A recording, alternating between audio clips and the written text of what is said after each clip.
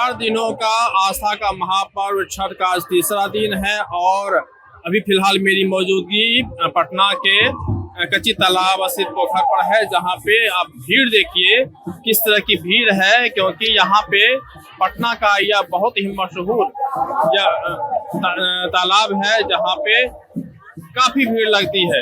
यह तस्वीर है इस बात का गवाह है कि यह कितना मनोरम जगह है, क्योंकि यहाँ पे जो आस्था का जो पर्व है छठ, यह धूमधाम से मनाया जा रहा है। नमस्कार, आप देख रहे हैं अमर उजाला में आपके साथ कृष्ण वल्लभ नारायण।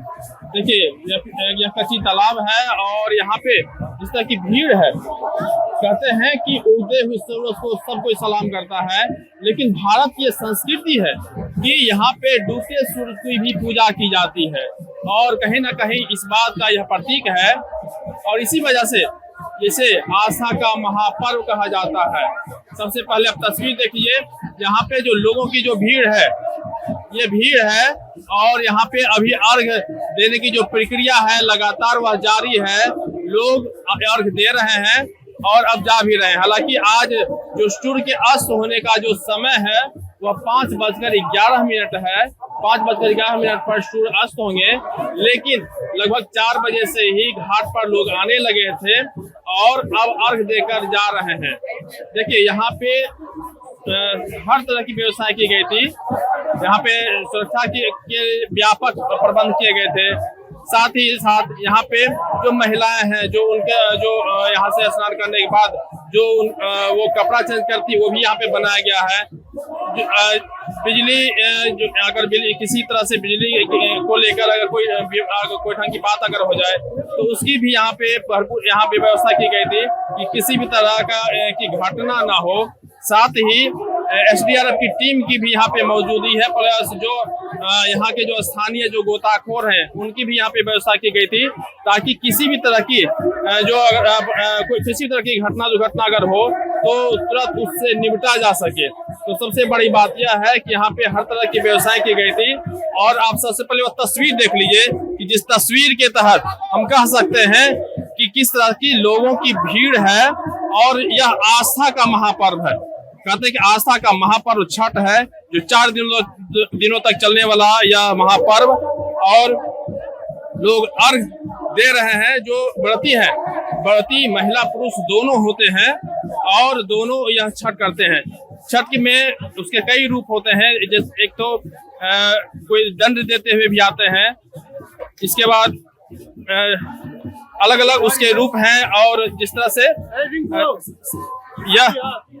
यहाँ पे देखिए, यह पटना है और पटना में यहाँ पे गंगा घाट के पास भी एक अलग ये जिला प्रशासन द्वारा व्यवस्था की गई थी, ताकि किसी प्रकार का कोई ऑकरेंस नहीं हो, क्योंकि जिला प्रशासन ने कई घाटों को चिन्हित करके रखा था कि ये खतरा वाले घाट हैं, इसलिए उस पे वहाँ पे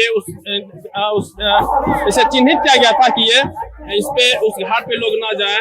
इसके अलावा जहाँ पे जो पुलिस प्रशासन की व्यवस्था थी, नगर निगम ने साफ सफाई की व्यवस्था की थी। तो कुल मिलाकर कहें तो देखिए, छठ का एक अलग माहौल होता है। निश्चित रूप से जिस तरह से पटना में छठ धूमधाम से मनाया जाता है, सुबह से ही सड़कों को धोया जाता है। यह पटना में एक परंपरा सी है कि जिस दिन यहाँ पे छठ का जैसे अर्घ होता है, यानी आज जो तीसरा दिन है, इस दिन सुबह सवेरे या अर्घ देने से पहले सुबह ही यहाँ पे पूरी सड़कें, पटना की पूरी सड़कें धोई जाती है।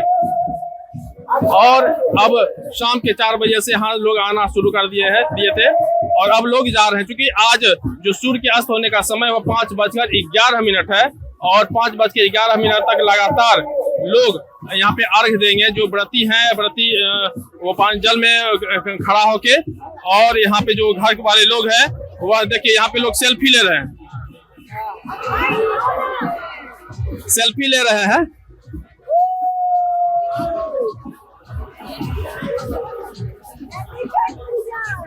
हैप्पी छठ पूजा। निश्चित रूप से एक खुशी का माहौल है और यह एक ऐसा पर्व है जिसमें लोग कहीं भी बाहर आते हैं, अपने राज्य से बाहर आते हैं या अपने देश से बाहर आते हैं, तो वो अपने देश वापस लौटते हैं, क्योंकि उन्हें छठ करना होता है। और कहीं न कहीं ये जो पर्व है इसका इतना खासा महत्व है, इसी वजह से इसे कहा जाता है कि यह आस्था का महापर्व है छठ। और इसको पूरे बिहार में, खास करके बिहार में, यहाँ से बिहारी जहाँ रहते हैं वहाँ के लोग वहाँ छठ पर्व मनाते हैं।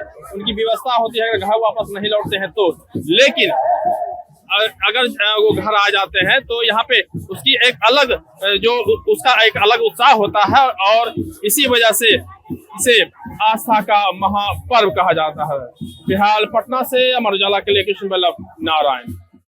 अगर आप ये वीडियो YouTube पर देख रहे हैं तो हमारे चैनल को सब्सक्राइब कर बेल आइकन दबाएं और Facebook पर देख रहे हैं तो हमारे पेज को लाइक करें।